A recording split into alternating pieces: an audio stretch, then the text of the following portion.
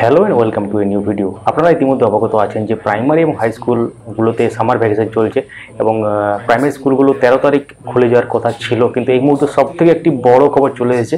Official যে notification আমরা এখন স্ক্রিনে দেখতেই পাচ্ছেন, এই নোটিফিকেশন অনুসারে লেখাই আছে 13/5/2025 থেকে কিন্তু আবার বন্ধ থাকবে স্কুল, এবং যতদিনের পর্যন্ত পরবর্তী নোটিফিকেশন আসছে বা টিল ফার্দার নোটিস।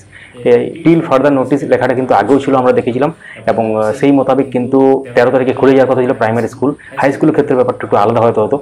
তো যেহেতু এই গ্রীষ্মের দাবদাহ, এবং সেই জন্য কিন্তু এই যে লেখা আছে harsh summer weather condition which are severely detrimental to children's health, adhering the earlier advisory of School Education Department, government West Bengal. লেখা আছে পরিষ্কারভাবে।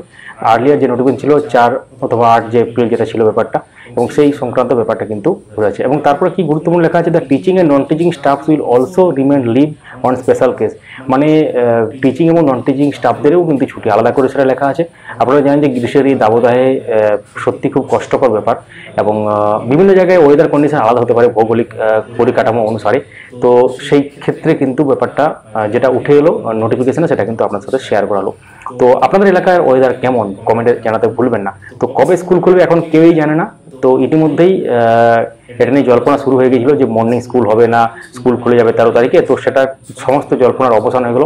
আপাতত 13 তারিখে স্কুল কিন্তু খুলছে না, অর্থাৎ প্রাইমারি স্কুলে খোলার যে ব্যাপারটা ছিল 13 তারিখে, সেটা কিন্তু আপাতত খুলছে না। কবে খুলবে টিল ফার্দার নোটিস, মানে এটা নোটিফিকেশন আকারে আবার জানানো হবে, তারপরে কিন্তু ব্যাপারটা উঠে আসবে।